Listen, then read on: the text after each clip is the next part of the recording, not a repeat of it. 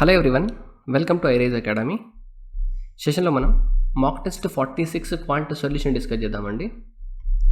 So ఈ exams కనుక మీరు ఆన్లైన్లో రాయాలనుకుంటే మీరు ఐరేజ్ ఆన్లైన్ క్లాసెస్ యాప్ని ఇన్స్టాల్ చేసుకోండి.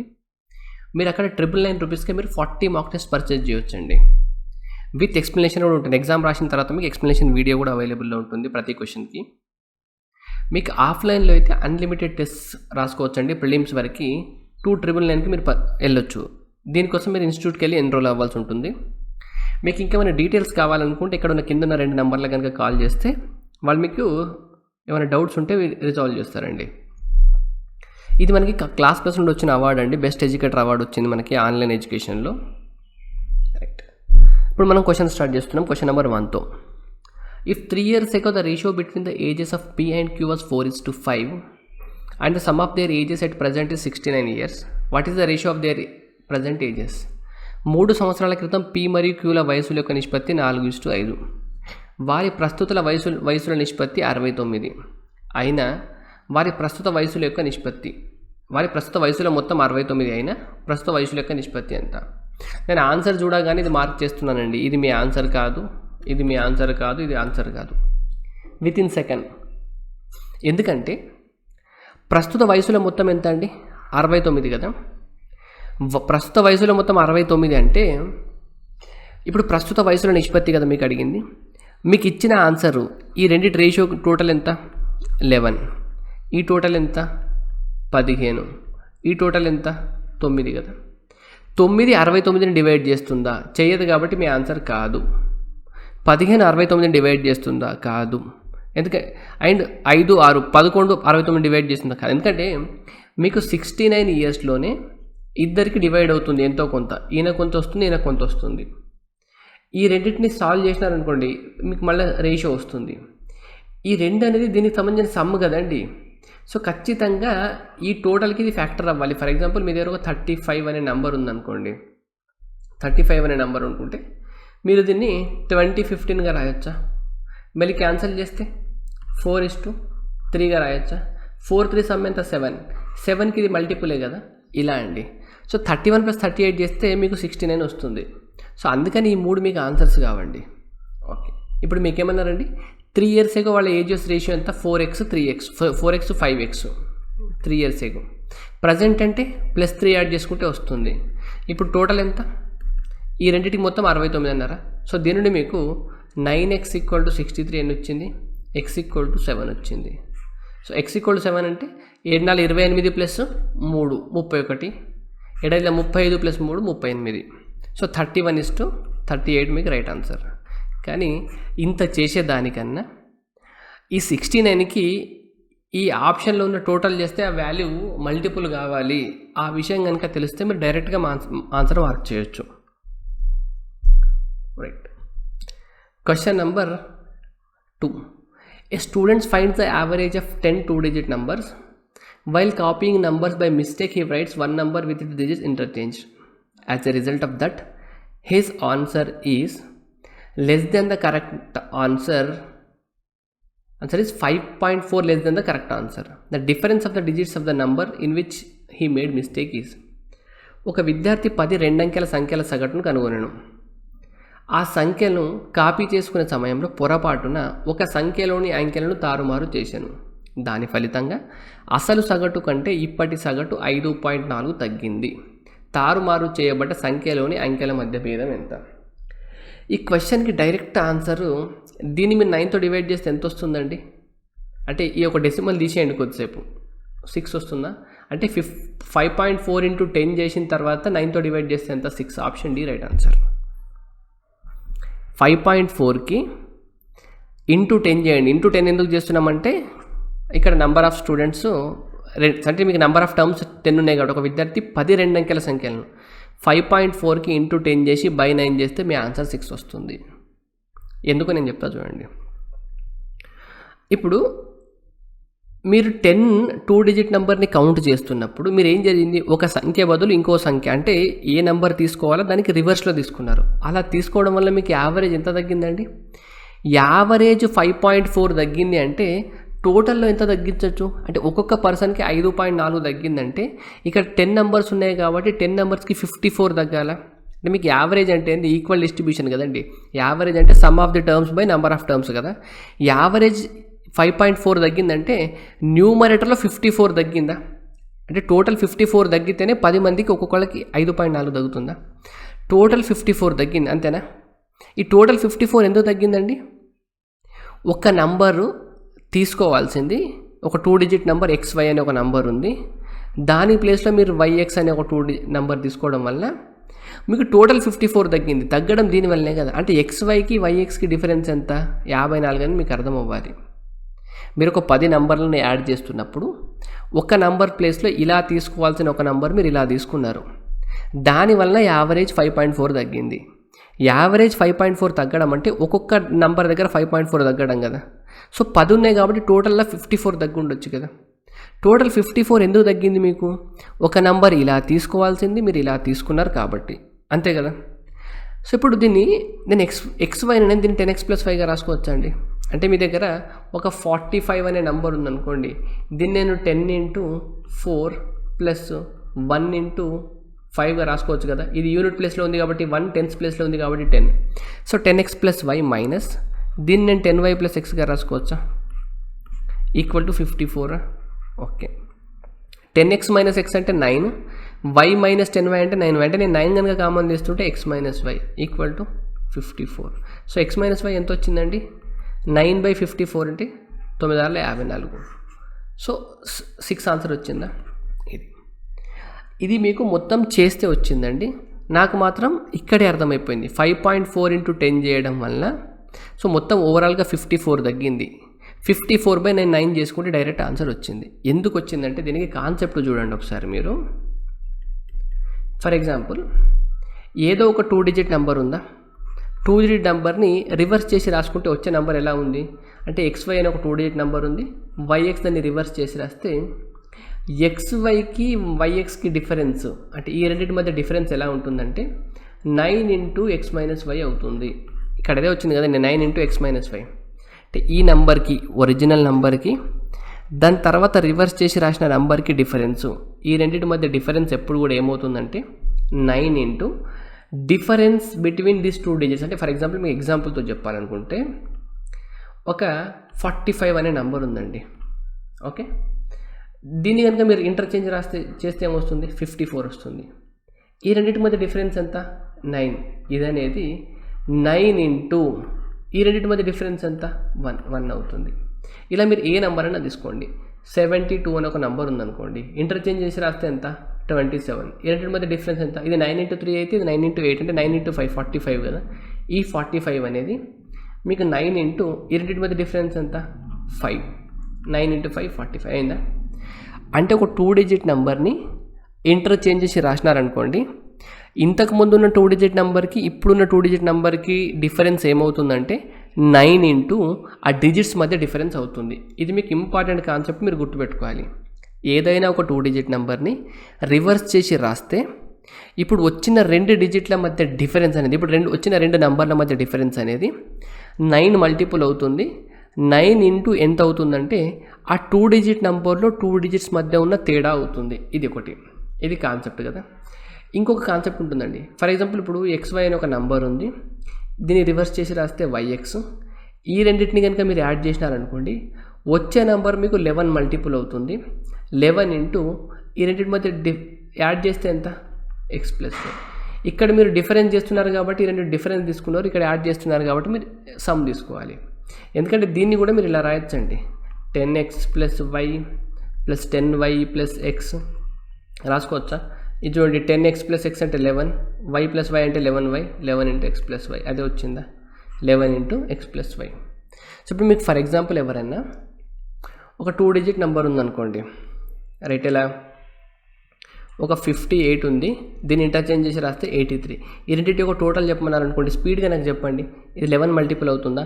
11 × 8 + 5 ఎంత అండి, 13 కదా. 11 × 13 ఎంత, 143. స్పీడ్గా చెప్పగలగాలి మీరు. 58కి కనుక 83కి మీరు యాడ్ చేస్తే మీకు వచ్చే ఆన్సరు 8 + 3 ఎంత, 58 + 83 చేస్తే ఎంత అవుతుంది, 8 13 కదండి. 13 × మీకు 11 అవ్వాలి, 130 ప్లస్ ఇంకొక 143. సారీ, ఇక్కడ నేను రివర్స్ చేసినప్పుడు రాంగ్ తీసుకున్నాను కదండి. ఇక్కడ 5 తీసుకోవాలి మీరు. 85 తీసుకున్నారనుకోండి. సో 58కి 85కి యాడ్ చేస్తే ఎంత వస్తుందండి? 143 వస్తుంది. మీరు 5 + 8 13, 8 + 5 13 + 1 క్యారీ 14 ఇలా రాసుకునే దానికన్నా మీకు ఎప్పుడన్నా టూ నెంబర్స్ని సమ్ చేయాలి. అవి 2 డిజిట్స్లో ఇట్లా ఇంటర్చేంజ్ అయి ఉన్నాయనుకోండి, సింపుల్గా 11 into some of the digits చేసేస్తే మీ ఆన్సర్ వస్తుంది. అంటే 11 into some of the digits ఎంత 13, 13 ఇంటూ 11 అంటే 143. సో ఇది కాన్సెప్ట్ అండి మీకు, right? Expenditure on wheat of a family is 28.56% less than the rice.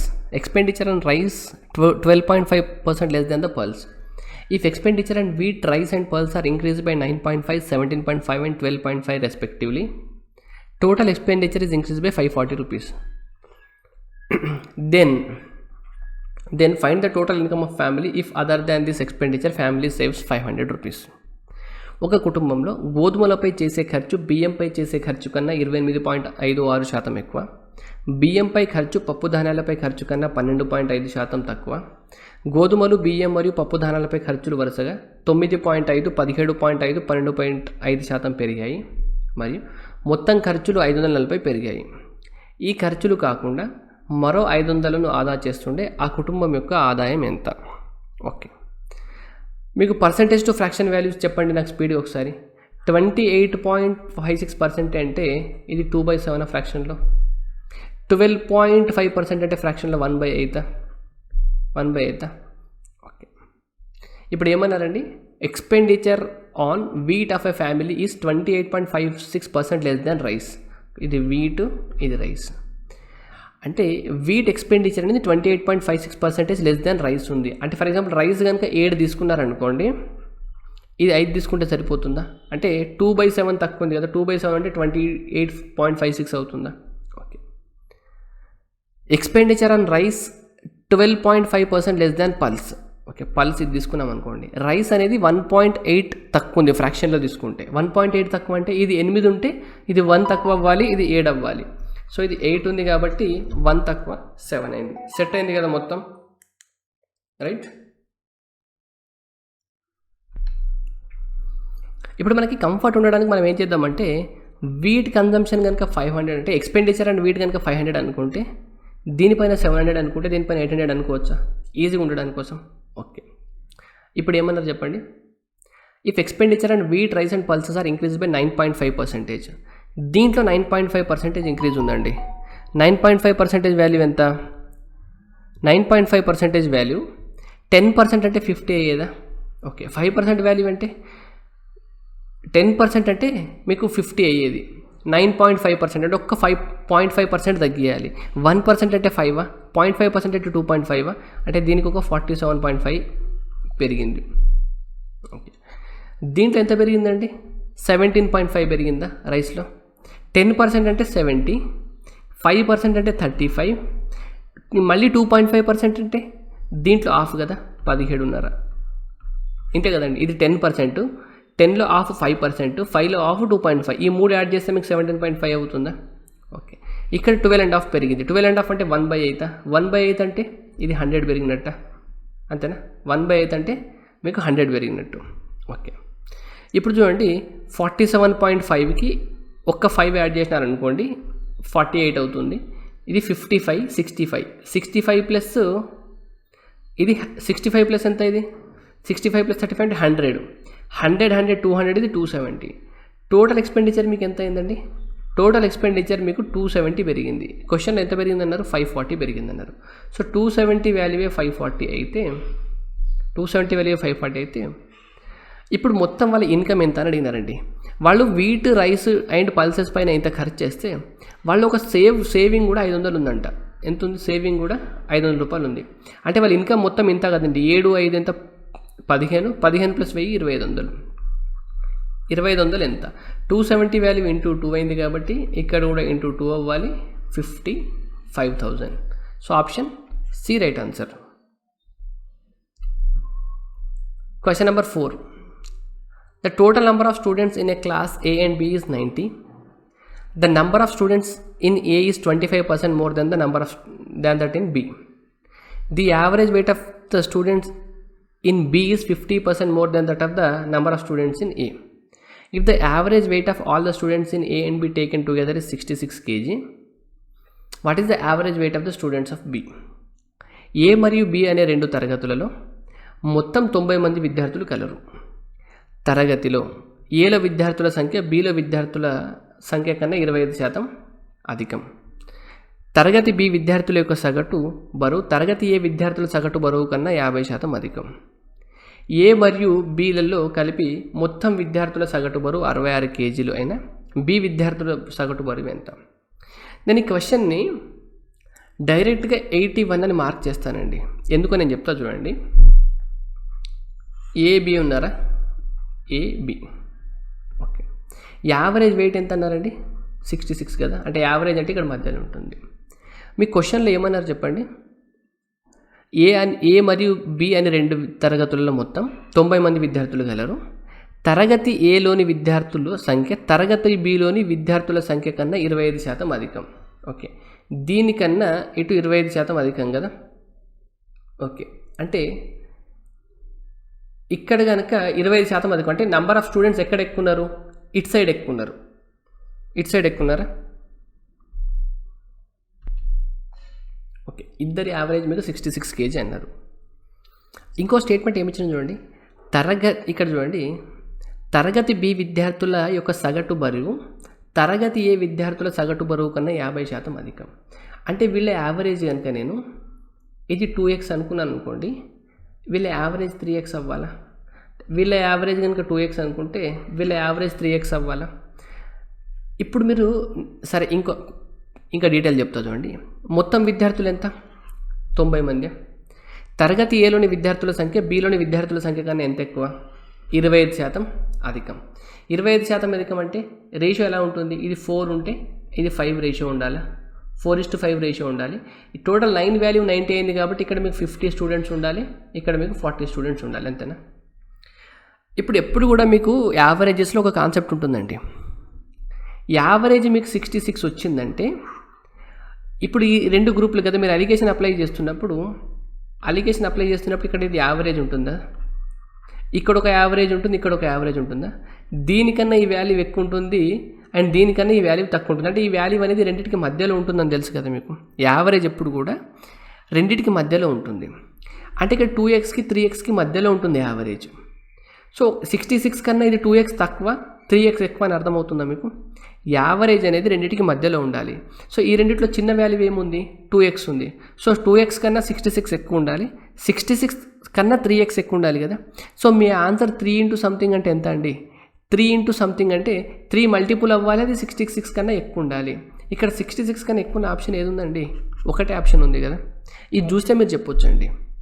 ఇక్కడ మీరు ఓన్లీ స్టేట్మెంట్ చదివినప్పుడు మీరు ఇక్కడ ఏమన్నారు మీకు? తరగతి బి విద్యార్థుల యొక్క సగటు బరువు తరగతి ఏ విద్యార్థుల సగటు బరువు కన్నా 50% అధికం అన్నప్పుడు మీకు బి యావరేజ్ ఏ కన్నా ఎక్కువ ఉంది కాబట్టి యావరేజ్కి మిడిల్లో 66 ఉంటుంది కాబట్టి మీ ఆన్సర్ 66 కన్నా ఎక్కువ అవ్వాలి. 66 కన్నా ఎక్కువ ఉన్న ఆప్షన్ నాకు ఒకటే కనిపించింది, 81. అర్థమైందా? సరే, ఇప్పుడు మీరు దీన్ని సింపుల్గా చేయొచ్చండి. యావరేజ్ అంటే ఏంది? Sum by number of terms కదా. 50 ఇంటూ 2x అంటే ఇది 100x అవుతుంది. 100x ప్లస్ ఇక్కడ 40 ఇంటూ 3 ఎంత? 120x by total number of terms 90 equal to average 66 కదా. ఇది 220x బై 90 ఈక్వల్ టు 66. 20 ఇది 0 0 క్యాన్సల్, 22 3 టైమ్స్ క్యాన్సల్. ఓకే, 66 అంటే సో x ఈక్వల్ ఎంత వచ్చింది మీకు? 9 ఇంటూ 3 27 వచ్చింది. మీకు b యొక్క యావరేజ్ మీరు ఎంత అనుకున్నారు? 3x వాల్యూ ఎంత? 3 ఇంటూ 27 అంటే 81. సరే, ఇవి మీకు చూస్తే చాలా సింపుల్ క్వశ్చన్స్ అండి. ఇవి కనుక మీరు అబ్జర్వ్ చేస్తే చాలా సింపుల్ క్వశ్చన్స్, దీంట్లో మీకు ఏం లేదు. మీరు సాల్వ్ చేస్తే కూడా మీకు ఇంతే 5 మినిట్స్లో అయిపోతుంది, సారీ 5 to 10 సెకండ్స్లో అయిపోతుంది. కానీ మీరు క్వశ్చన్ చదువుతున్నప్పుడే మీకు అర్థమైపోయింది కదా. అందుకే సబ్జెక్ట్ ఈజ్ కింగ్ అని ఎందుకంటారంటే మీరు సబ్జెక్ట్ని ఎంత బాగా నేర్చుకోగలుగుతారనేది మ్యాథ్స్ అందుకే ఇంట్రెస్టింగ్ సబ్జెక్ట్ అండి. మీరు చూస్తున్నప్పుడే మీరు ఇక్కడ ఆన్సర్కి రేంజ్ చెప్పగలిగినారు కదా. మీ ఆన్సర్ ఖచ్చితంగా 66 కన్నా ఎక్కువ అవ్వాలని అర్థమైంది. ఆన్సర్లో ఒకటే ఆప్షన్ ఉంది, అది ఆప్షన్ ఏ రైట్ ఆన్సర్ మీకు. Question number 5. When the average age of a husband and wife and their son was 50 years, the son got married and a child was born just 1 year after the marriage. When child turned to be 5 years, then the average age of family became 40 years. What was the age of daughter-in-law at the time of the marriage? భార్య భర్త మరియు వారి అబ్బాయి యొక్క సగటు వయసు 50 సంవత్సరాలు ఉన్నప్పుడు వారి అబ్బాయికి వివాహం జరిగింది. వివాహం జరిగిన 1 సంవత్సరానికి అతనికి బిడ్డ పుట్టింది. బిడ్డకి 5 ఏళ్ల వయసు ఉన్నప్పుడు ఆ కుటుంబం యొక్క సగటు 40 సంవత్సరాలు. వివాహ సమయంలో వారి కోడల వయసు ఎంత? క్వశ్చన్ చేయాల్సిందేనండి. ఇక్కడ చూడండి మీరు, when the average age of husband and wife and their son was 50 years, the son got married. Okay, average age of ఎవరు ఇచ్చినారండి? ఒక హస్బెండ్, ఒక వైఫ్ అండ్ వాళ్ళ సన్. వీళ్ళకి ఈ సన్కి మ్యారేజ్ అయ్యేటప్పుడు యావరేజ్ ఏజ్ ఎంత? 50 years, అంతేనా? When the average age of husband wife and their son was 50 years, the son got married. అంటే సన్కి పెళ్ళయ్యే టైంకి వీళ్ళ యావరేజ్ 50 కదా. 1 సంవత్సరం తర్వాత, అంటే పెళ్ళైన 1 year తర్వాత వీళ్ళకు ఒక పాప పుట్టింది. Child was born. When the child was turn to be 5 years, then the average age of the family becomes 40 years. అంటే చైల్డ్కి 5 years వచ్చేసరికి, అంటే ఇప్పుడు ఫ్యామిలీలో ఎవరు ఉంటారండి? హస్బెండ్ వైఫ్ ఉంటారు, తర్వాత సన్ ఉంటాడు. ఈ సన్కి మళ్ళీ వైఫ్ ఉంటుంది కదా, వైఫ్ ప్లస్ సన్కి వైఫ్ అనొచ్చు లేదా డాటర్ ఇన్ లా అనొచ్చు. మీరు ఫ్యామిలీలో ఇప్పుడు వైఫ్ తీసుకున్నారు కాబట్టి సింపుల్గా ఇక్కడ మీకు డాటర్ ఇన్ లా,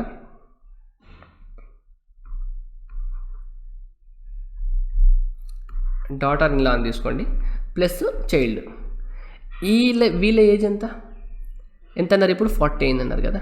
ఓకే, ఇప్పుడు నాకు సింపుల్గా చెప్పండి, చాలా ఈజీ క్వశ్చన్ అండి. హస్బెండ్, వైఫ్ అండ్ సన్ వీళ్ళ ఏజ్ 50 ఉంది. ఎప్పుడు? ఈయన మ్యారేజ్ అయినప్పుడు. ఈయనకు మ్యారేజ్ అయిన 1 year తర్వాత పాప పుట్టింది.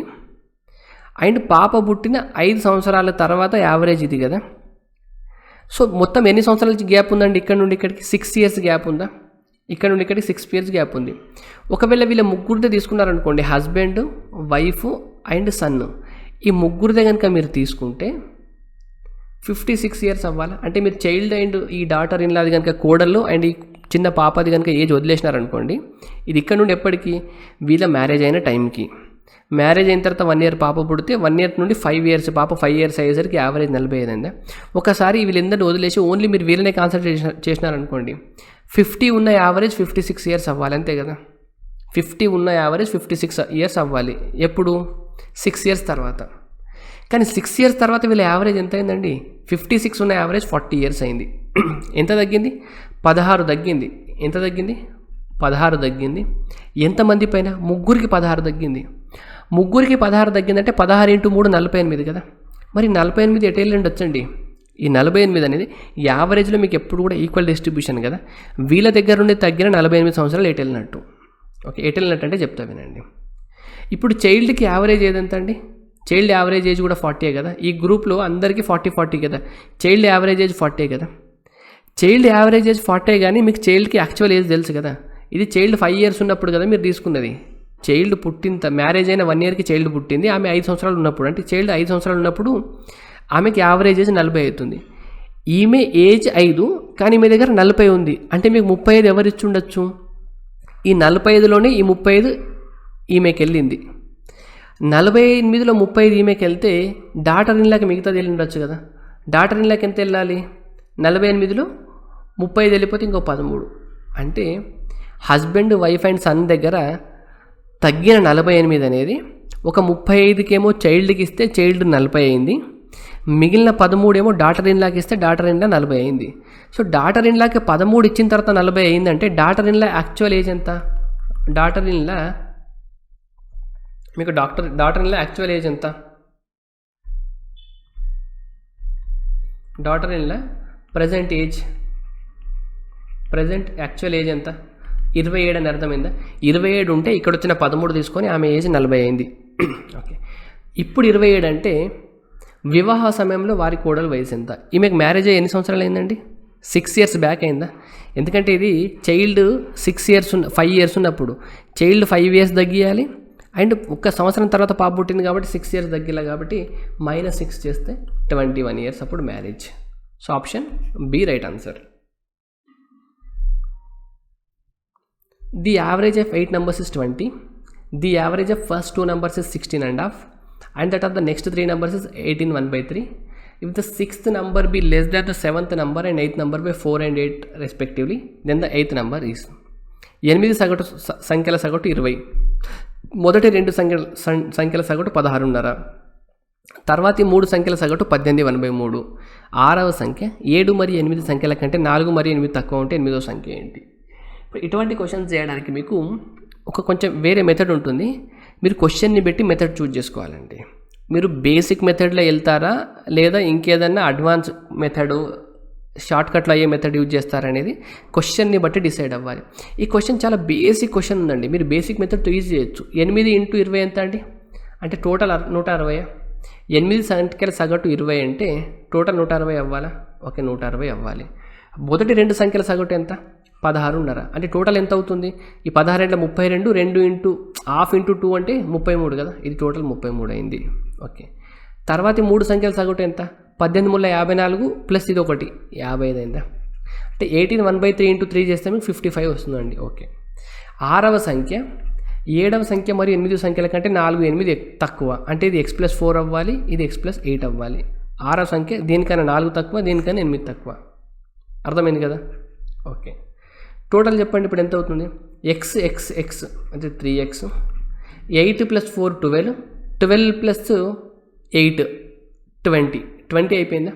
8 + 4 12, 12 + 5 17 + 3 20. 20కి 50 + 30 18 అంటే 100 అంటే 160. So 3x = 60. x = ఎంత వచ్చిందండి? 20 వచ్చింది. మీకు అడిగింది ఏంది? 8వ సంఖ్య. 8వ సంఖ్య ఎంత? x+8 అంటే 20 + 8 వాల్యూ ఎంత? 28. ఇంతే కదా. ఆప్షన్ సి అండి. A person borrowed a certain sum at 20% per annum for 3 years, interest being compounded annually. At the end of the 2 years he repaid a sum of 1800 and at the end of the 3rd year he cleared up the debt by paying 10,800. What was the sum borrowed by him? ఒక వ్యక్తి కొంత సొమ్మును వార్షిక చక్రవడ్డీ rate 20%తో 3 సంవత్సరాలకు అప్పుగా తీసుకున్నాడు. 2 సంవత్సరాల చివర అతను 1800 చెల్లించాను.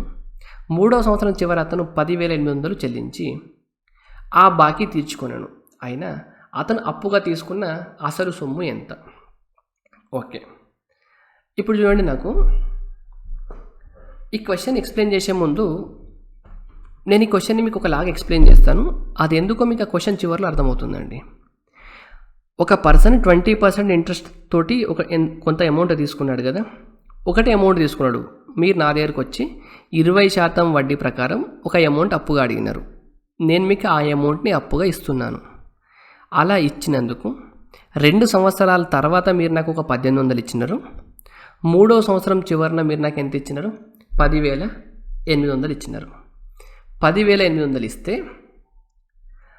ఇప్పుడు మీరు నా దగ్గర నుండి తీసుకున్న అప్పు ఎంత? సార్, ఫస్ట్ ఒక్కసారి క్వశ్చన్ అబ్జర్వ్ చేయండి. ఇక్కడ ఆప్షన్ ఫ్రేమింగ్ చాలా రాంగ్ ఉంది. ఇక్కడ చూడండి, మీరు నాకు కట్టింది ఎంత అండి? 10,800 కట్టినారు అండ్ 1800 కట్టినారు. ఈ రెండింటిని యాడ్ చేస్తే ఎంత? 12,600 చిల్లర అవుతుందా? మీరు 1800 అండ్ 10,800 ఇదెంత అవుతుంది? 12,600 చిల్లర అవుతుంది. మీరు నాకు దగ్గర తీసుకుంటే కట్టిందే 12,600 అండి. అసలు మీరు 12,400 మీకు ఎట్లా అప్పు అవుతుంది చెప్పండి? మీరు నా దగ్గరికి వెళ్ళి 12,400 కనుక తీసుకుంటే 12,400 మీరు నా దగ్గర తీసుకుంటే మీరు కట్టేది ఇంకా చాలా ఎక్కువ కట్టాలి కదా. 12,400 కన్నా ఎక్కువ కట్టాలి కదా, ఎందుకంటే మీరు వడ్డీ కలుపుకొని. ఇది మీ ఆన్సర్ కాదు. మీరు నాకు కట్టిందే 12,600 20% వడ్డీ రేటు ప్రకారం. ఇది ఆప్షన్ చాలా డి ఉందండి. ఆప్షన్ డి చూడండి, 20% వడ్డీ ప్రకారం అంటే మీరు 1 year తర్వాత కట్టినా కూడా 10% అంటే ఎంత? 1200. 10% అంటే 1200. 20% అంటే 2,400. అంతేనా? మీరు 1 year తర్వాత మొత్తం పే చేసినా కూడా మీరు 14,400 కట్టాలి నాకు. 12,000కి 2,400 వడ్డీ అవుతుంది. 14,400 కట్టాలి మీరు 1 year తర్వాత కట్టితే కూడా. ఇక్కడ చూడండి, మీరు 12,600 కట్టినారు. సో ఇది కూడా మీ ఆన్సర్ కాదు కదా. 11,000 ఉంది. 11,000కి మీరు 1 year తర్వాత కట్టినా కూడా 20% అంటే మీరు 2,200 కట్టాలి. 2,200 అంటే మీరు అట్లీస్ట్ 13,200 కట్టాలి. మీరు మొత్తంలో కట్టిందే 12,600. సో ఇది కూడా మీ ఆన్సర్ అవ్వదు.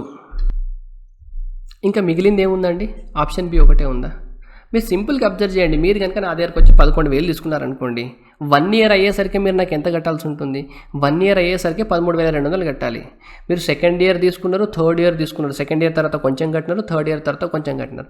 సో మీరు 13,200 కన్నా ఎక్కువ కట్టాలి కదండి. మీరు నాకు కట్టింది ఎంత? ఒక 18,000, ఒక 10,800. దీంతో మీ అప్పు క్లియర్ అయింది కదా. సో ఈ 3 ఆన్సర్లు కావాలని మీకు అర్థమైంది కదండి. ఖచ్చితంగా మీరు గుర్తుపెట్టుకోండి, ఇలా ఆప్షన్ ఎలిమినేట్ చేసేవి 1-2 అయితే గ్యారంటీ ఉంటాయండి మీ క్వశ్చన్లో. ఓకే, ఇది మీకు ఆప్షన్ ఎలిమినేషన్ అర్థమైంది. ఇప్పుడు కాన్సెప్ట్ చూడండి.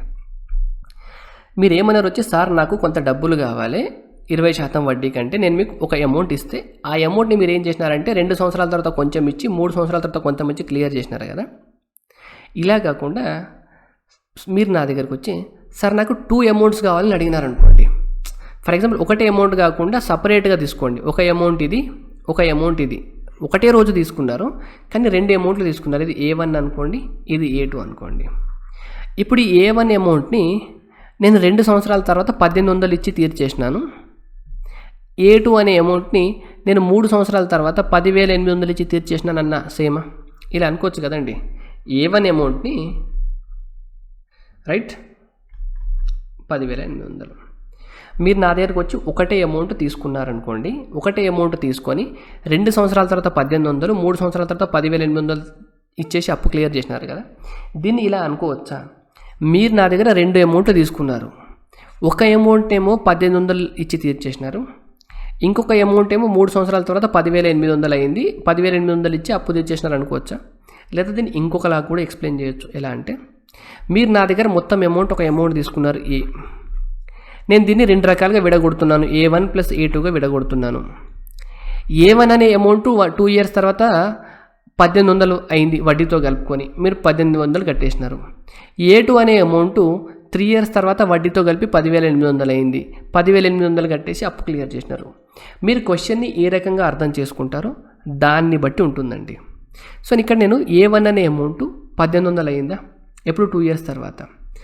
ఇప్పుడు మీరు ఏం చేస్తారండి, 20% ఇంట్రెస్ట్ అంటే ఇలాగే రాస్తారు కదా. ఒక X అనే అమౌంట్ ఉంటే 20% అంటే 120/100 అంటే 6/5 అవుతుంది, ఇంకా 6/5 అవుతుంది. ఇది 2 ఇయర్స్ తర్వాత 1800 అయింది. ఇలాగే నా రాసుకునేది. అలా 36 × 5 0, 5 × 25, 125. సో X = 1250 అవ్వాలి. ఇదే క్యాలిక్యులేషన్ మీరు ఇలాంతా చేయకుండా ఇలా రాసుకోవాలండి. ఇటున్న అమౌంట్ అనేది మీకు ప్రిన్సిపల్ అనేది అమౌంట్ అవ్వాలంటే 2 ఇయర్స్కి ఇంటూ 6/5 చేస్తారు. అదే అమౌంట్ ప్రిన్సిపల్ అవ్వాలంటే దానికి రివర్స్ ఇంటూ 5/6 చేయాలి. ఇది తెలిస్తే సరిపోతుంది. So 6 6 36, 36 5 times cancel. సో ఇది 50 అవుతుంది. 5 × 5 ఎంత? 25 × 5 ఎంత? 1250. అంటే మీరు ఒక 1250 కనుక నా దగ్గర తీసుకుంటే అది 2 ఇయర్స్ తర్వాత 1800 అవుతుంది. మీరు 1800 కట్టేసి అప్పు క్లియర్ చేసినారు. ఇప్పుడు 3 ఇయర్స్ తర్వాత 10,800 తీసుకున్నారంటే ఇచ్చినారంటే ప్రిన్సిపల్ ఎంత అవ్వాలి దీనికి? ఇంటూ 5/6, 5/6, 5/6. ఇది 3 టైమ్స్ రాసుకుంటే సరిపోతుంది కదా. 5/6 6 36 6³ అంటే 216 కదా. 216 ఇంటూ ఎన్ని టైమ్స్ క్యాన్సిల్ అవుతుంది? ఇది 5 టైమ్స్ అంటే మీకు 1080 అవుతుంది. ఇది 50 ఉంది. 5³ ఇక్కడ ఒక 5 × 10 కదా. 5⁴ అంటే 6 2 5 ఒక 0 ఇంతే కదండి. ఈ రెండింటిని యాడ్ చేస్తే ఎంత వస్తుంది? A1 + A2 చేస్తే 7,000 ఒక 500. సో 7,500 మీకు రైట్ ఆన్సర్ కదా. ఇలా చేయాలండి క్వశ్చన్ని. అంటే మీరు కనుక 7,500 నా దగ్గర, సార్ నాకు 7,500 కావాలని వస్తే నేను మీకు 7,500 ఇస్తాను. కానీ ఇస్తున్నప్పుడు దీన్ని నేను 2 రకాలుగా విడగొడతా. ఒక 1,250ని ఒక అమౌంట్గా, 6,250ని ఒక అమౌంట్గా విడగొట్టి మీకు ఇచ్చాను అనుకోండి. 2 సంవత్సరాల తర్వాత ఇది 1800 అవుతుంది, మీరు 1800 కట్టేస్తున్నారు. 3 సంవత్సరాల తర్వాత ఇది 10,800 అవుతుంది, 10,800 కట్టేస్తున్నారు. ఇలా మీ అప్పు తీరుస్తున్నారు. కాన్సెప్ట్ ఇదండి క్వశ్చన్కి. Question number 8. A boat covers a certain distance downstream in 3 hours and covers triple the distance upstream in 18 hours. If speed of current is 2 km/h, then how much time it will take to go 80 km downstream and return upstream? ఒక పడవ కొంత దూరాన్ని ప్రవాహ దిశలో ప్రయాణించడానికి 3 గంటల సమయం తీసుకుని దానికి 3 దూరాన్ని ప్రవాహ వ్యతిరేక దిశలో ప్రయాణించడానికి 18 గంటల సమయం తీసుకుంటుంది. ప్రవాహం యొక్క వేగం 2 km/h అయినా 80 కిలోమీటర్ల ప్రవాహ దిశలో ప్రయాణించి తిరిగి ప్రారంభ స్థానాన్ని చేర్చుకోవడానికి పట్టు సమయం ఎంత? ఈజీ క్వశ్చన్ కదండి మీకు. ఇక్కడ మీకు డిస్టెన్స్ ఇవ్వలేదు, స్పీడ్ ఇవ్వలేదు. చూడండి, కొంత దూరం అన్నాడు కానీ డిస్టెన్స్ ఇవ్వలేదు, స్పీడ్ ఇవ్వలేదు. ఒక కొంత దూరం డిస్టెన్స్ని ప్రవాహ దిశలో వెళ్ళడానికి బోట్ స్ట్రీమ్ కనుక బి అనుకుంటే స్ట్రీమ్ స్పీడ్ 2 అని ఇచ్చినారు కదా, ఇలా మీకు 3 hours టైం పడుతుందంట. ఓకే, దీనికి 3 దూరం అంటే 3D డిస్టెన్స్ని ప్రవాహ వ్యతిరేక దిశలో అంటే B-2 అవుతుందా, ప్రవాహ వ్యతిరేక అంటే B-2 అవుతుంది. దీనికి 18 గంటల టైం పడుతుందంట. ఈ రెండు ఈక్వేషన్లు ఒకసారి డివైడ్ చేయండి. 3 6 times cancel, D cancel, 3 2 times cancel. ఇప్పుడు B-2 పైకి వెళ్తుంది కదండి, B-2/B+2 ఈక్వల్ టు 1/2 అవుతుంది. So 2B-4 equal to B+2. 2B - B అంటే B=6 వచ్చింది. మీకు S=2 అని ఆల్రెడీ క్వశ్చన్లో ఇచ్చినారు. ఇప్పుడు మీకు 80 kilometers అప్ స్ట్రీమ్ వెళ్ళి 80 kilometers డౌన్ స్ట్రీమ్ రావాలి. అప్ స్ట్రీమ్ వెళ్తున్నప్పుడు డౌన్ స్ట్రీమ్ వెళ్తున్నప్పుడు ఏం చెప్పండి, డౌన్ స్ట్రీమ్ వస్తున్నప్పుడు ఈ రెండు యాడ్ అవుతాయి, 8 అవుతుంది. అప్ స్ట్రీమ్ అయినప్పుడు 6 - 2 4 అవుతుంది. సో టోటల్ టైం ఎంత, 10 + 20 మొత్తం 30 గంటల టైం పడుతుంది, 30 hours. Option C. 8 persons can finish a work in 25 days. After 5 days, they were requested to complete the work in next 8 days. How many more persons should join to fulfill the requirement? 8 మంది వ్యక్తులు ఒక పనిని 25 రోజుల్లో పూర్తి చేయగలరు. వారు 5 రోజులు పని చేసిన తర్వాత మిగిలిన పనిని తర్వాతి 8 రోజుల్లో పూర్తి చేయవలసి వచ్చింది. అలా అయితే ఎంతమంది వ్యక్తులు అధికంగా కావాలను? ఓకే, ఇప్పుడు చూడండి, 8 మంది వ్యక్తులు 25 రోజుల్లో పూర్తి చేయగలరు కదా. 5 రోజులు పని చేసిన తర్వాత 5 రోజులు పని చేసినారంటే 25 రోజుల్లో పూర్తి చేయాల్సింది 5 రోజుల్లో పని చేసినారంటే ఎంతవరకు అయిపోయిందండి? 20% వరకు అయిపోయిందా? సింపుల్ చెప్పండి నాకు, 20% వరకు కదా. 25 రోజుల్లో ఒక పనిని 8 మంది పూర్తి చేయగలరు. వారు 5 రోజులు పని చేసిన తర్వాత 5 రోజులు చేసినారంటే 25లో 5 రోజులు వెళ్ళిపోయిందంటే ఎంత % వరకు అయినట్టు? 20% వరకు అయినట్ట. 1/5 అంటే 20% వరకు కదా.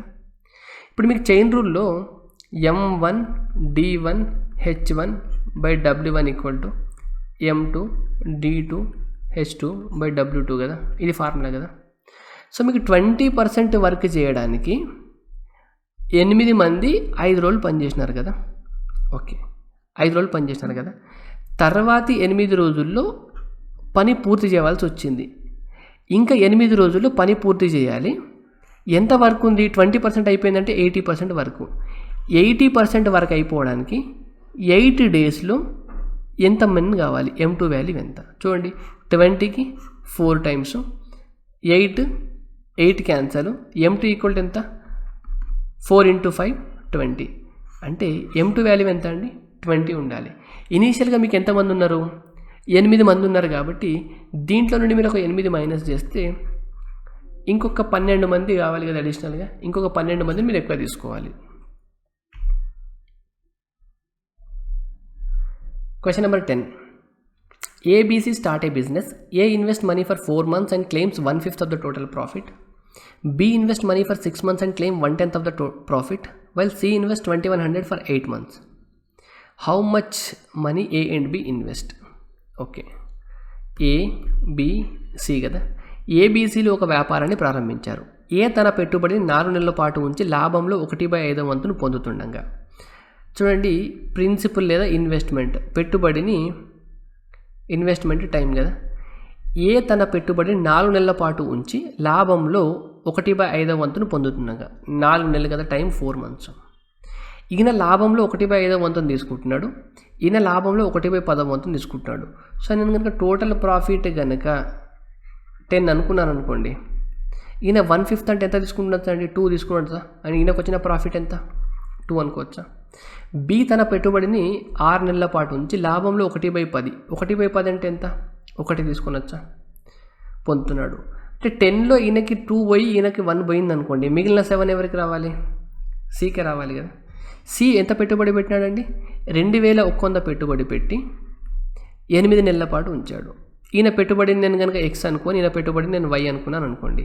ఇప్పుడు X, Y వాల్యూస్ ఎంత అని అడిగినారండి. ఎప్పుడు కూడా మీకు రేషియో అనేది, ప్రాఫిట్ రేషియో అనేది ఇన్వెస్ట్మెంట్ ఇంటూ టైం రేషియో కదా. ఇన్వెస్ట్మెంట్ ఇంటూ టైం ఎంత? X × 4. ఇక్కడ ఎంత? 2100 into 8, 2100 into 8, okay, equal to profit ratio ఎంత 2/7, 7 300 times, okay, 4 2 times, 3 2 600, 6 2 1200. So X value ఎంత అవ్వాలి? 1200 అవ్వాలి. ఎక్స్ వాల్యూ 1200 ఎక్కడికి ఉంది? ఆప్షన్ బి దగ్గర ఉంది కాబట్టి బి మీకు రైట్ ఆన్సర్ అండి. లేదా ఈ క్వశ్చన్ మీరు ఇంకో రకం కూడా చేయొచ్చండి. ఇప్పుడు వీళ్ళిద్దరికీ ప్రాఫిట్ రేషియో 2:1 ఉంది కదా, ఇప్పుడు x:y చెప్పొచ్చా మీరు? ఇప్పుడు x:y ఇన్వెస్ట్మెంట్ రేషియో చెప్పొచ్చా? x:y వాల్యూ చెప్పొచ్చా మీరు? x:y ఎలా వస్తుందండి? ప్రాఫిట్స్ బై టైం రేషియో చేస్తే వస్తుంది కదా, 4 6, ఇది 2 టైమ్స్ కదా, 2 3 టైమ్స్ కదా, సో 3:1 ఉండాలి మీకు. x:y 3:1 ఉండాలి, మీకు అర్థం అవ్వాలి. ఇది చూడండి 3:1 ఉందా, 3:1 రేషియో, ఇలా అయినా చెప్పొచ్చు. మీరు ఇది చేయకుండా కూడా ఆప్షన్ ఎలిమినేషన్తో ఒకవేళ వెళ్తాను అనుకుంటే ఇక్కడ ఎక్స్కి వైకి ఇన్వెస్ట్మెంట్ రేషియోస్ మీరు చెప్పొచ్చు అండి. ఎందుకంటే వాళ్ళ టైమ్స్ తెలుసు, మీకు వాళ్ళ ప్రాఫిట్స్ తెలుసు కాబట్టి ఇది చేసినా కూడా మీకు 3:1 వచ్చు. 3:1 వచ్చిందంటే ఆప్షన్లో ఇక్కడ 3:1 రేషియోలు ఏమి ఉన్నాయో మీరు చూసుకోండి. ఇవి రెండు మీకు 3:1 రేషియోలో చూడండి, ఇవి కావు. 3:1 రేషియోస్ ఏమి ఉన్నాయో అవి మీకు ఆన్సర్ అవుతుంది. ఇది చూడండి, ఇదైతే మీకు దగ్గర 3 కన్నా ఎక్కువ ఉంది. ఇది 48 into 3 ఎంత అండి? 144 కదా, 148 into అంటే 3 అంటే ఇది కాదు. అండ్ 3:1 రేషియో అంటే మీకు ఎక్స్ వాల్యూ ఎక్కువ ఉండాలి. ఇక్కడ చూడండి, ఏ మరియు బిల యొక్క పెట్టుబడుల వరుసలో ఇది 3 పార్ట్స్ ఉండాలి. ఈ ఎక్స్ వాల్యూ ఇది తక్కువ ఉంది, ఇది తక్కువ ఉంది, అండ్ ఇది తక్కువ ఉంది. అర్థమైందా మీకు? ఈ పార్ట్ ఎక్కువ ఉండాలి 3:1 రేషియో అంటే. మీరు అలా చూస్తున్నప్పుడు కూడా మీకు అర్థమైపోవాలి. ఇక్కడ చూడండి, x, y చూస్తున్నప్పుడు ఇక్కడ టైం పీరియడ్ ఇక్కడ ఎక్కువ ఉంది అండ్ ప్రాఫిట్ తగ్గింది. మీరు అబ్జర్వ్ చేయండి, ఈయన కన్నా ఈయన టైం పీరియడ్ ఎక్కువ ఉందా? టైం పీరియడ్ ఎక్కువ ఉంది, కానీ ఈయనకు వచ్చిన ప్రాఫిట్ కన్నా తక్కువ ఉందా? దీని మీనింగ్ ఏమవ్వాలండి? 4 ఇది ఇలా ఉంది అంటే ఇది ఇలా ఉండాల్సిందే ఖచ్చితంగా. x > y అవ్వాలి. ఎందుకంటే టైం పీరియడ్ ఎక్కువ ఉండి ఈయన ఇన్వెస్ట్మెంట్ కూడా సమానం ఉందనుకోండి. ఫర్ ఎగ్జాంపుల్ ఈయన టైం పీరియడ్ ఎక్కువ ఉందా? ఇన్వెస్ట్మెంట్లు సమానం ఉన్నాయనుకోండి, నెంబర్ ఆఫ్ ప్రాఫిట్స్ పార్ట్స్ బీకి ఎక్కువ రావాలి. అర్థమైందా? టైం పీరియడ్ ఈయనకన్నా ఈయనకి ఎక్కువ ఉంది. ఏ ఇన్వెస్ట్మెంట్ బి ఇన్వెస్ట్మెంట్ కనుక సేమ్ ఉందనుకోండి, ప్రాఫిట్ ఎవరికి ఎక్కువ రావాలి? బీకి ఎక్కువ రావాలి. కానీ టైం పీరియడ్ ఎక్కువ ఉన్నా కూడా బీకి ప్రాఫిట్ తక్కువ వచ్చిందంటే ఏకి ఇన్వెస్ట్మెంట్ ఎక్కువ ఉండొచ్చు అని దాని మీనింగ్ అండి. ఇది అబ్జర్వ్ చేస్తే కూడా మీరు ఇక్కడ ఆప్షన్ చూస్తే ఆప్షన్ బి రైట్ మార్క్ పెట్టేస్తారండి. ఎందుకంటే ఏ ఇన్వెస్ట్మెంట్ అన్ని దగ్గర మీకు తక్కువ ఉంది. సో సబ్జెక్ట్ ఎందుకంటారంటే సబ్జెక్ట్ అంటే ఇదే అండి, మీరు ఫార్ములా వేసి చేసుకుంటూ పోవడం కాదు. Question number 11. A jar contains a mixture of 175 ml water and 700 ml alcohol. Rohit takes out 20% of the mixture and substitutes it by water of the same amount. The process is repeated once again. The percentage of water in the mixture is now. ఒక జాడీలో 175 మిల్లీలీటర్లు నీరు, 700 మిల్లీలీటర్ల alcohol యొక్క మిశ్రమం కలదు. రోహిత్ ఈ మిశ్రమం నుండి 20%ను తొలగించి అంతే పరిమాణంలో ఉన్న నీటిని కలిపాడు. ఈ ప్రక్రియను మరోసారి పునరావృతం చేసిన ఫలిత మిశ్రమంలో నీరు ఎంత శాతం ఉంటుంది? ఓకే, ఫస్ట్ నాకు వాటర్కి అండ్ ఆల్కహాల్కి రేషియో చెప్పండి. ఇది 175 అబ్జర్వ్ చేసేది మీకు 4 టైమ్స్ కనిపిస్తుందా? అంటే ఇది 1:4 రేషియో ఉందండి. అంటే ఇది 100 తీసుకుంటే ఇది 400 అనుకోవచ్చా? ఈజీగా మీరు ఇక్కడ ఇచ్చిన వాల్యూస్ తీసుకోవాల్సిన అవసరం ఏం లేదండి. ఇది 100 తీసుకుంటే ఇది 400 అనుకోవచ్చా? అనుకోవచ్చు. ఇప్పుడు ఏం చేసినాడండి, రోహిత్ ఈ మిశ్రమం నుండి 20% తొలగించి అంతే పరిమాణంలో నీటిని కలిపాడు. అంటే మీరు మిక్స్చర్ నుండి ఏది తీసేస్తున్నారో అంతే పరిమాణంలో నీటిని యాడ్ చేస్తున్నారంటే ఈ ప్రాసెస్ జరిగిన తర్వాత ఇప్పుడు మిక్స్చర్ని తీసేయడం, వాటర్ని యాడ్ చేయడం చేసిన తర్వాత ఇంతకుముందు మీ దగ్గర మిక్స్చర్ టోటల్ క్వాంటిటీ ఎంత ఉంటుందో ఇప్పుడు కూడా మిక్స్చర్ టోటల్ క్వాంటిటీ అంతే ఉండాలా? ఎందుకంటే మీరు ఎంత తీస్తున్నారో అంత యాడ్ చేస్తున్నారు. సరే, మీరు యాడ్ చేసేది వేరేది యాడ్ చేస్తున్నారు, దానికి సంబంధం లేదు. కానీ ఇంతకుముందు మిక్స్చర్ టోటల్ క్వాంటిటీ ఇప్పుడు మిక్స్చర్ టోటల్ క్వాంటిటీ అయితే సేమ్ అవ్వాలి కదా, సేమ్ అవ్వాలి. ఇప్పుడు ఏం తీస్తున్నారు చెప్పండి? 20% ఆఫ్ మిక్స్చర్ బయటకు తీస్తున్నారు. 20% ఆఫ్ మిక్స్చర్ బయటకు తీసి ఏం యాడ్ చేస్తున్నారు? వాటర్ యాడ్ చేస్తున్నారు కదా. సో ఇప్పుడు ఆల్కహాల్ దేన్ని యాడ్ చేస్తున్నారో దాన్ని వదిలేసేయండి. దేన్ని తీస్తున్నారండి? మిక్స్చర్ బయటకు తీసినప్పుడు దీంట్లో 20% బయటకు వెళ్ళిపోతుందా? దీంట్లో 20% బయటకు వెళ్ళిపోతుందంటే ఇది 400 మైనస్ 20% అంటే 80 అవుతుందా? ఓకే, ఈ 80ని డైరెక్ట్ ఇటు యాడ్ చేయడం అండి. 100 + 80 వాటర్ మీకు 180 అవుతుంది. ఎందుకంటే 400 నుండి 80 ఆల్కహాల్ వెళ్ళిపోయింది అనుకోండి, మీకు ఇక్కడ క్వాంటిటీ సేమ్ అవ్వాలి అంటే దీంట్లో ఎంత తగ్గిందో మీరు దీంట్లో వాటర్ సైడ్ అంతా అడ్జస్ట్ అవ్వాలి, ఎందుకంటే మీరు తర్వాత వాటర్ యాడ్ చేస్తున్నారు కదా.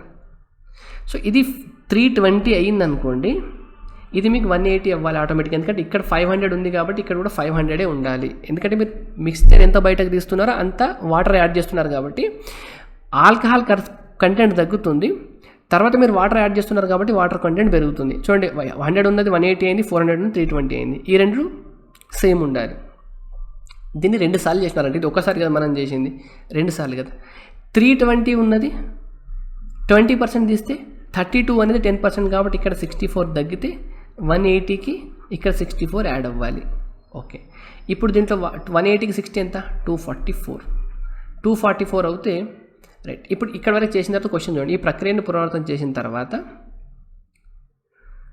నీటి శాతం ఎంత అన్నారు కదా. ఇప్పుడు నీరు ఎంత ఉందండి దీంట్లో 244 ఉంది. ఇప్పుడు దీన్ని మీరు క్యాలిక్యులేట్ చేయాల్సిన అవసరం లేదు, 244 మీద వాటర్ ఉంది. ఇప్పుడు టోటల్ క్వాంటిటీ మీకు 500 అని తెలుసు కదా, 500 పర్సెంటేజ్ కావాలంటే 100, ఇది 5 టైమ్స్ 5 4 20 4 540 మళ్ళీ 48.8%. Option A. Question number 12. A certain sum of money is invested in 2 parts at the rate of 25% per annum compounded annually for 5 years and 9 years respectively. If the amount received on both investment is equal, if the difference between their investments is 7380, then find the total investment. Okay, ఏం చేసినారంటే అండి, కొంత సొమ్మును 2 భాగాలకు వచ్చేసి 25% వార్షిక వడ్డీ చక్ర వడ్డీ రేటుతో 5 సంవత్సరాలకు మరియు 9 సంవత్సరాలకు పెట్టుబడిగా పెట్టారు. 2 సొమ్ములపై లభించిన మొత్తం సమానం మరియు వారి అసలు భాగాల మధ్య భేదం 7380 అయినా అసలు పెట్టుబడిగా పెట్టిన మొత్తం ఎంత. ఇప్పుడు మీ దగ్గర ఒక అమౌంట్ ఏ ఉందనుకోండి, దీన్ని మీరు 2 పార్ట్స్ చేస్తున్నారనుకోండి, ఒక పార్ట్ A1 అండి, ఇంకో పార్ట్ A2 అనుకోండి. ఈ A1 అనే పార్ట్ని 25% దగ్గర 9 సంవత్సరాలకు కదా మీరు పెట్టింది, ఫస్ట్ ఏమో 5 సంవత్సరాలకు పెట్టినారు కదా. ఓకే, 25% అంటే ఎంత అవుతుందండి, 5/4 అవుతుందా, అంటే 125/100 అంటే 5/4 కదా ఫ్రాక్షన్లో. ఇది 1 ఇయర్ తర్వాత, ఇది మీకు 5 ఇయర్స్ తర్వాత అంటే ఎంత అవుతుందా A1 పైన. A2 పైన 1 ఇయర్ తర్వాత మళ్ళీ 5/4 అవుతే A2 అనే దాన్ని మీరు 9 ఇయర్స్కి పెట్టినారు కదా, 9 ఇయర్స్ తర్వాత ఎంత అవుతుందా.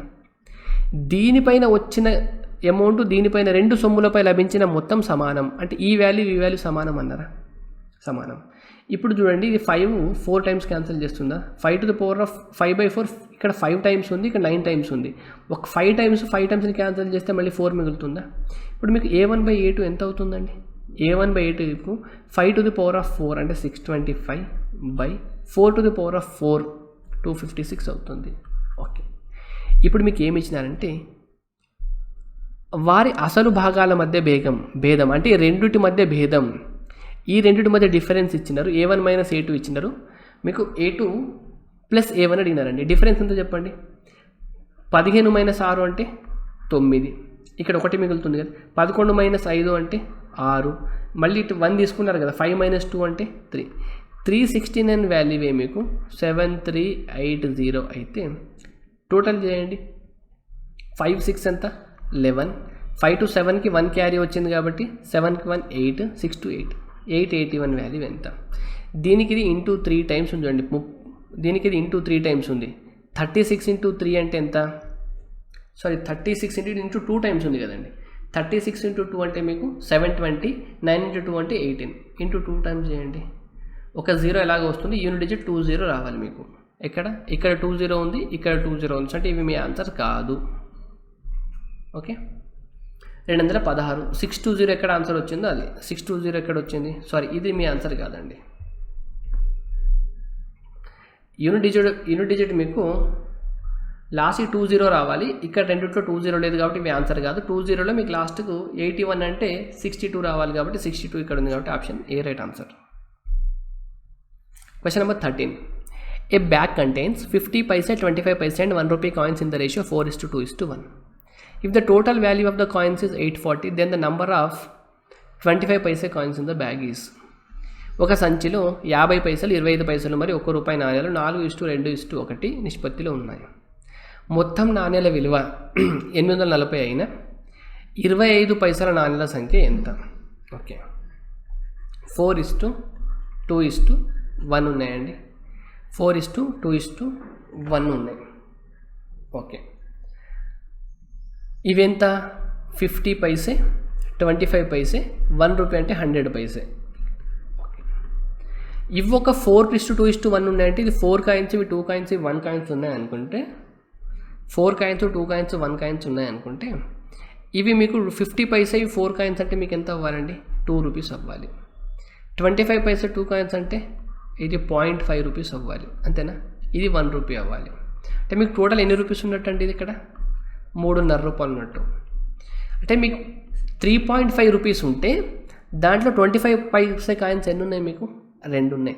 అంటే మీ దగ్గర కనుక ₹3.5 ఉన్నాయనుకోండి, దాంట్లో మీకు 25 పైసే కాయిన్స్ 2 ఉంటున్నాయి. మీ దగ్గర కనుక ₹840 ఉంటే ఎన్ని ఉండాలి? సో ఈ దానికి డెసిమల్కి ఇక్కడ 0 వస్తుంది. 7కి 5 టైమ్స్, 7 12 టైమ్స్ ఒక 0. సో 5 ఎన్ని టైమ్స్ అంటే ఇది 4 టైమ్స్. 120 × 4 అంటే 480 రైట్ ఆన్సర్. సరే, ఇక్కడ మీరు ఆప్షన్స్ అబ్జర్వ్ చేసినారండి ఒకసారి ఎలా ఉన్నాయి చూడండి. వేరియేషన్స్ 25 ఉంటే, 10 ఉంటే, 50 ఉంటే ఇది ఎంత అయింది? 480 అయింది. మీరు ఒక్కసారి అబ్జర్వ్ చేయండి. 4:2:1 రేషియో ఉన్నాయి కదండి. ఒకవేళ మీ దగ్గర 25 పైసే కాయిన్స్ కనుక 50 ఉన్నాయి అనుకున్నారనుకోండి. 25 పైసే కాయిన్స్ కనుక 50 ఉంటే 25 ఇక్కడ ఆ రేషియో ఎలా ఉంది? 4:2:1 కదా. ఇది 25 పైసే కాయిన్స్ కదా. ఇది 50 ఉంటే ఇది ఎంత ఉండాలండి? దీంట్లో హాఫ్ ఉండాలి కదా, 25 ఉండాలి. ₹1 కాయిన్స్ కనుక మీ దగ్గర 25 ఉంటే ఓన్లీ ₹25 అవుతాయండి. ఇది ₹25 అవుతుంది, అర్థమైందా? ఇది ₹25 అయితే ఇది ఎంత అవ్వాలి? ఇది ఇంటూ 2 ఉంది కాబట్టి వాల్యూలలో. సో మీకు అసలు ఈ 3 మీ ఆన్సర్లు కావాలి, మీకు అర్థమయ్యాలి ఆప్షన్ చూసినప్పుడే. ఇవి మీకు 25 పైసే కాయిన్స్ కనుక మీ దగ్గర 50 ఉంటే, ఇవి 50 ఉంటే ఇవి ఎంత ఉండాలంటే 25 ఉండాలి. ఇవి 50 ఉంటే డబల్ ఉంది కాబట్టి ఇవి 100 ఉండాలి. 100 అంటే 150 పైసే కాయిన్స్ అంటే ఇది ఒక ₹50 అవుతుంది, ఇది ఒక ₹25 అవుతుంది. ఇది ఎంత అవుతుంది? చాలా తక్కువ అవుతుంది. అంటే మీకు మొత్తం కలిపితే కూడా ₹100 కూడా కావు ఈ రేషియోలో కనుక మీ దగ్గర కాయిన్స్ ఉంటాయి. ఇదే ₹100 కానప్పుడు ఈ రెండు మీకు ఎట్లా ఆప్షన్స్ అవుతాయండి? కాదు కదా. ఇలాంటివి మీరు ఒక్కోసారి ఆప్షన్స్ అబ్జర్వ్ చేస్తూ వెళ్ళండి. Question number 14. The sum of LCM and HCM of two numbers is 3562. Those numbers have a ratio of 8:17. What is the difference between LCM and HCF of two numbers? రెండు సంఖ్యల కసాగు మరియు గసాబా యొక్క మొత్తం 3562. ఆ సంఖ్యల నిష్పత్తి 8:17 అయిన ఆ రెండు సంఖ్యల కసాగు మరియు గసాబాల భేదం ఎంత? ఇప్పుడు 2 నంబర్స్ నేను 8x అనుకుంటున్నాను, 17x అనుకుంటున్నాను అండి. ఓకే, దీని LCM ఎంత అవుతుందండి? 8 × 17 × x అవుతుంది. 17 × 8 ఎంత? 136 అంతేనా? 17 × 8 అంటే 136. ఇదేమో LCM అవుతుంది. HCF ఎంత అవుతుంది? HCF మీకు x అవుతుంది. ఎందుకంటే ఈ 8లో 17లో మీకు ఏం కామన్ లేదు కదా, కామన్ లేదు, కామన్ ఉందంతా x. HCF x అవుతుంది. ఇప్పుడు ఏమన్నారు? ది సమ్, దీని వాల్యూవే మీకు 3562 అన్నారు. ఇప్పుడు మీకు డిఫరెన్స్ అడిగినారు కదా, ద డిఫరెన్స్ బిట్వీన్ 2 నంబర్స్, అంటే the difference between the LCM అంటే ఈ రెండు డిఫరెన్స్ అడిగినారు. అంటే 135x వాల్యూ ఎంత? దీనిని మీరు x కనుక్కోవచ్చు. ఇక్కడ కనుక మీరు 135 కనుక అబ్జర్వ్ చేశారనుకోండి, 5, 3, 8, 9 ఇది మీకు 45 × 3 వాల్యూ అండి. 135 అనేది మీకు 45 × 3 వాల్యూ. మీ ఆన్సర్ ఎంత అవ్వాలి? 9 మల్టిపుల్ అవ్వాలి, అంతేనా? మీ ఆన్సర్ 9 మల్టిపుల్ అవ్వాలి. 5, 3, 8 9 మల్టిపుల్, 3, 4, 7, 2 9 మల్టిపుల్, అండ్ ఇది మీకు 9 మల్టిపుల్ చూడండి. 3, 3, 6, 2, 8, 8, 16 ఇది 9 మల్టిపుల్ కాదు, ఇది 9 మల్టిపుల్ కాదు. సో ఈ రెండు మీ ఆన్సర్లు కావాలని అర్థమైందా? ఫస్ట్ ఈ రెండు మీ ఆన్సర్లు. ఇది మీకు 45 × 3 వాల్యూ. ఓకే, నెక్స్ట్ మీరు ఇప్పుడు సింప్లిఫై చేయండి, లేదా ఇంకేదన్నా మీకు షార్ట్గా అనిపిస్తే చూడండి. 137 వాల్యూ మీకు 3562 అయితే మీరు కనుక్కోవాల్సింది 135 వాల్యూ కదండి. సింప్లిఫై చేస్తా అంటే సింప్లిఫై చేయండి, లేదంటే మీరు ఏం చేయొచ్చు అంటే రెండు ఆప్షన్స్ ఉన్నాయి కదా. ఇప్పుడు మీరు ఒకటి అబ్జర్వ్ చేయండి, నాకు ఇక్కడ కనిపించింది చూడండి. ఇప్పుడు మీకు ఏం కావాలంటే, ఫర్ ఎగ్జాంపుల్ ఇక్కడ ఏదో ఒక ఆన్సర్ ఉంటుంది కదా. ఫర్ ఎగ్జాంపుల్ నేను 3420 అనే ఆన్సర్ వచ్చింది అనుకున్నాను అనుకోండి. ఈ రెండింటి మల్టిప్లికేషన్ ఈక్వల్ అవ్వాలి మీకు, అంతే కదండి. ఇది ఈక్వల్ టు ఇదే అయితే ఇది వాల్యూ ఎంత అంటే దీన్ని మీరు క్యాన్సిల్ చేస్తారు కదా, ఈ రెండింటి యొక్క ఇంటూ అంటే 137 ఇంటూ 3420 అనేది ఆన్సర్ అనుకుంటే 135 ఇంటూ 3562 అవ్వాలి నాకు. ఈ రెండింటి మల్టిప్లికేషన్కి ఈక్వల్ అవ్వాలి మీకు. కానీ మీరు ఒక్కసారి అబ్జర్వ్ చేయండి, ఇది మీకు 3420 అనేది 4 మల్టిపుల్ అండి. ఇది మీకు 4 మల్టిపుల్ కదా, కనిపిస్తుంది కదా. 20 అనేది 4తో డివైడ్ అవుతుంది కాబట్టి లాస్ట్ 2 డిజిట్స్ కదా చూసేది. ఇది మీకు ఆడ్ నెంబర్. ఇది 4 మల్టిపుల్ అండి, ఇది 2 మల్టిపుల్. ఇక్కడ 4 మల్టిపుల్ ఉంటే ఇక్కడ కూడా 4 మల్టిపుల్ ఉండాలి కదండి. అంటే ఇది మీకు 3420 మీ ఆన్సర్ కాదని అర్థమైందా? సో మిగిలింది ఏముంటుందండి? Option D. సో నేను ఏం చేయలేదండి, క్వశ్చన్ 137 వాల్యూ వింటుంది కాబట్టి 135 నాకు కనిపించినప్పుడు నాకు ఆన్సర్ 9 మల్టిపుల్ కావాలని అర్థమైంది కాబట్టి ఈ రెండు 9 మల్టిపుల్స్ కావాలని అర్థమైంది. సో నేను కనుక 3420 నేను ఏంటంటే 135 ఇంటూ ఇది 135 ఇంటూ ఈ వాల్యూ 137 ఉంటే నాకు ఆప్షన్లో ఏదో ఒక వాల్యూతో ఇంటూ అవ్వాలి. నేను క్యాన్సిల్ చేయకుండా నాకు ఇది చూస్తే నాకు స్ట్రైక్ అయిపోయింది, ఒక ఆడ్ నెంబర్ ఉంది. నేను ఇక్కడ 3562 చూస్తే ఇది కూడా మీకు 4 మల్టిపుల్ కాదు, ఇది కూడా ఒక 2 మల్టిపులే. సో ఇది కూడా మీకు ఇది 4 మల్టిపుల్ కాబట్టి ఇది మీకు ఆన్సర్ కాదని నాకు అర్థమైంది. ఆప్షన్ 3510 నేను మార్క్ చేస్తున్నా. Question number 15. A shopkeeper gives 2 articles free on the purchase of 3 articles and he also allows an additional discount of 10% to customers and still gains 12.5% profit. Find the ratio of cost price to market price. Okay, 3 వస్తువులు కొంటే 2 వస్తువులను ఉచితంగా ఇస్తూ మరో 10% రాయితీ ఇచ్చినప్పటికీ కూడా ఒక వ్యాపారి 12.5% లాభం పొందాను. అయినా కొన్న ధర మరియు ప్రకటిత ధరల మధ్య తేడా ఎంత? సరే, ఈ క్వశ్చన్ అయితే మీరు చేస్తారు. నాకు ఎప్పుడు కూడా ఒక విషయం చెప్పండి, కాస్ట్ ప్రైస్ కన్నా మార్కెట్ ప్రైస్ వాల్యూ ఎక్కువ ఉంటుందా తక్కువ ఉంటుందా? ఎక్కువ ఉంటుంది కదా. కాస్ట్ ప్రైస్ కన్నా మీ మార్కెట్ ప్రైస్ వాల్యూ తక్కువ ఉంటుంది. మార్కెట్ ప్రైస్ పైన డిస్కౌంట్ ఇస్తారు, డిస్కౌంట్ ఇస్తే సెల్లింగ్ ప్రైస్ అవుతుంది, అంతే కదా. కాస్ట్ ప్రైస్ కన్నా ఖచ్చితంగా మార్కెట్ ప్రైస్ ఎక్కువ ఉండాలంటే మీరు ఆప్షన్ ఏ చూడండి ఒకసారి. కాస్ట్ ప్రైస్ కన్నా మార్కెట్ ప్రైస్ తక్కువ ఉంది కదా. సిపి టు ఎంపీ రేషియో అంటే ఇది మీ ఆన్సర్ అవుతుందండి? అవ్వదు. ఎగ్జామ్లో ఎటువంటి ఆప్షన్స్ ఉంటాయంటే 100% మీకు మెయిన్ ఎగ్జామ్లో కూడా ఎటువంటి ఆప్షన్స్ ఉంటాయి. సో ఇప్పుడు మీకు మిగిలింది ఏముంది? మిగిలిన ఆప్షన్స్ 1, 2, 3 ఉన్నాయి, అంతే కదా. 1, 2, 3 ఉన్నాయి. సో మనం ఎగ్జామ్లో ఆప్షన్స్ అయితే చేద్దాం, ఎగ్జామ్లో చేయొచ్చు. కానీ ఈ క్వశ్చన్కి మీరు రాదనుకోండి, ఎలా చేయాలి? ఇప్పుడు మీకు ప్రతిదీ రాదండి, రానప్పుడు అటెంప్ట్ అనేది ఎలా చేయాలి? ఒక ఆప్షన్ ఎలిమినేట్ అయిపోయిందా, ఇంకొక ఆప్షన్ కనుక ఎలిమినేట్ చేయగలిగినారనుకోండి, 2 ఆప్షన్స్లలో ఏదో ఒక ఆప్షన్ పెట్టగలుగుతారు. ఇలాంటప్పుడు ఎలిమినేట్ చేయాల్సింది ఎలా ఉంటుందంటే, ఇలా క్లోజ్గా ఉంటాయి చూసినారా, 12కి 25కి గ్యాప్ ఉందా, 16కి 21కి గ్యాప్ ఉందా, అంటే మీ మార్కెట్ ప్రైస్ సెల్లింగ్ ప్రైస్కి మధ్య గ్యాప్ కొంచెం ఎక్కువ ఉండాలి. అంటే ఈ రేషియో కాస్ట్ ప్రైస్కి మార్కెట్ ప్రైస్కి రేషియో గ్యాప్ ఎంత ఉంది, ఇక్కడ తక్కువ ఉంది కదా. ఇటువంటి ఆప్షన్స్ని మనం ఎలిమినేట్ చేయొచ్చు. ఎందుకు నేను చెప్తా, మీకు అర్థమవుతుంది. ఫస్ట్ మనం క్వశ్చన్ సాల్వ్ చేద్దాం. A shopkeeper gives 2 articles free on the purchase of 3 articles and he also allows an additional discount of 10% to customer and still gains 12.5%. నాకు నేను 2 విషయాలు అడుగుతా, చెప్పండి నాకు. దీంట్లో ఈ ప్రాసెస్ అతను ఏదో చేస్తున్నాడు, 3 ఆర్టికల్ కొంటే 2 ఫ్రీ ఇస్తున్నాడు, ఇదంతా ఏదేదో చేస్తున్నాడు కదా. ఇదంతా వదిలేసేయండి. అతనికి లాభం ఎంత వస్తుందండి? 12.5% లాభం వస్తుంది. మీరు ఒక్కటి లాభం గురించి ఆలోచించండి. 3 కొంటే 2 ఇస్తున్నాడా, ఎన్ని కొంటే ఎన్ని ఇస్తున్నాడా అన్నీ వదిలేసేయండి. అతనికి లాభం ఎంత వస్తుందండి? 12.5% లాభం వస్తుంది. 12.5% అంటే ఫ్రాక్షన్లో ఎంత?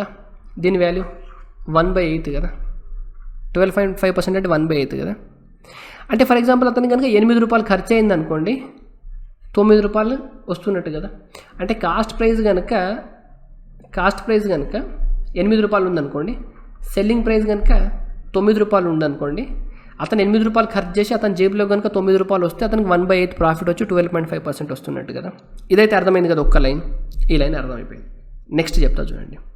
అతను ఏం చేస్తున్నాడండి, మీరు 3 వస్తువులు కొంటే 2 వస్తువులు ఫ్రీగా ఇస్తున్నాడు. అంటే మీకు మొత్తం ఎన్ని ఇస్తున్నాడండి? మీరు కనుక వెళ్ళి 3 వస్తువులు కొన్నారనుకోండి, మీకు 2 వస్తువులు ఫ్రీగా ఇస్తున్నాడు. మీకు ఎన్ని ఇస్తున్నాడు ఇప్పుడు అతను? మొత్తం 5 వస్తువులు ఇస్తున్నాడా? మీకు 5 వస్తువులు అతను ఇస్తున్నాడంటే ఫస్ట్ అతను 5 వస్తువులు కొనుక్కొని రావాలి కదా. అతను వెళ్ళి ఒక షాప్లో నుండి 5 వస్తువులు కొనుక్కొని వచ్చిన తర్వాత మీరు వచ్చి అతని దగ్గర 3 కొంటే మీకు 2 ఫ్రీగా ఇవ్వగలుగుతాడు, అంతే కదా. అంటే ఇప్పుడు అతను ఎన్ని కొనాలి? మీకు 5 ఇవ్వాలంటే అతను 5 కొనుక్కోవాలి కదా.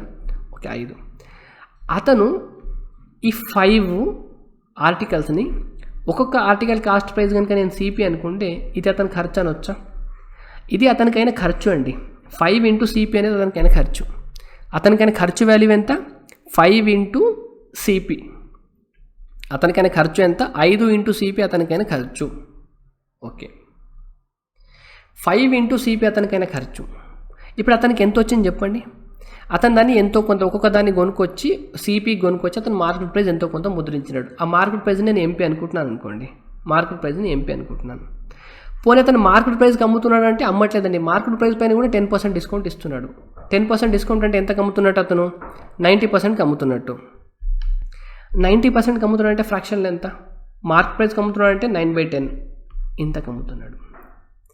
సరే, డబ్బులు అన్నిటికీ తీసుకుంటున్నాడు అంటే ఇతను మాత్రం 5 ఆర్టికల్స్ సిపి పెట్టి కొనుక్కొచ్చినాడండి. మీరు సింపుల్గా ఆలోచించండి, మీరే ఒక షాప్ పెట్టినారు, మీరు 5 ఆర్టికల్స్ని ఒక కాస్ట్ ప్రైస్ సిపి పెట్టి కొనుక్కొచ్చినారు, మీకు 5 ఇంటూ సిపి ఖర్చు అయింది.